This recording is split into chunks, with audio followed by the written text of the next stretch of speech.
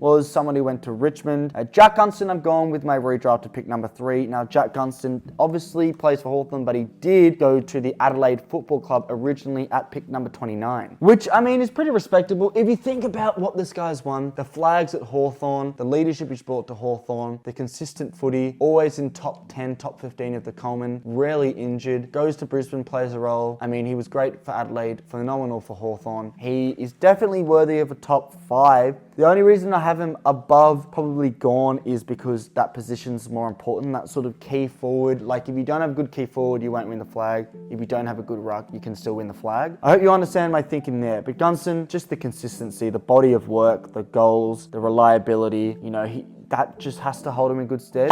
And that's why he's going to pick number 3. And if he would have gone to Richmond, mate, would have been absolutely salivating. Imagine Jack Riewoldt, Jack Riewoldt and Jack Gunston link up. Wow. Into my top 2, and I think this top 2 is extremely obvious.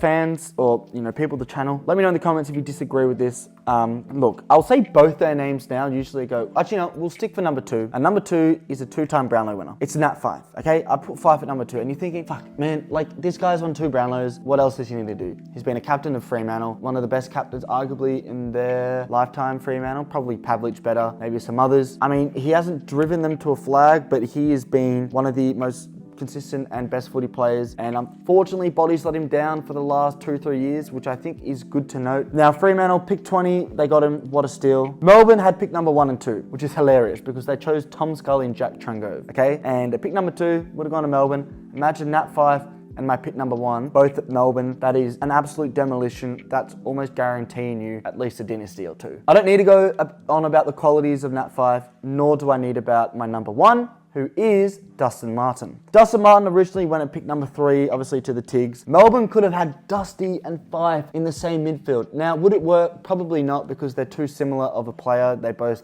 burst forward, not the most defensively minded players. But I mean, oh my God, Melbourne have had an absolute stinker in this draft. I mean, they've had 2 opportunities. Even they had pick 11, who they chose Jordan Gisbits. Who the fuck is that? Pick 18, they had Luke Tapscott. I mean, Melbourne had basically half the first 20, and they go and pick stinkers. Dustin Martin, the reason I picked him above Fyfe, better player, better body of work. You know, let's do, you know, I've done this before, the hand system. And if you watch videos I've done before on the channel, I've already talked a bit about Dusty versus Fyfe. Fyfe's a better marker, Dusty's a better big game player, which I think should add 5 points, but we'll stick with 1 for now. Fyfe's a better leader. I think Dusty is a better goal kicker. Dusty's aging like fine wine, but Fyfe did burst on the scene quicker. Was definitely a better player throughout the early years. In terms of their prime, Dusty was better. 2017 Dusty trumps any year Fyfe's done. And I know Fyfe has had some incredible years, you know, the Brownlow year, even the year after that, or before that.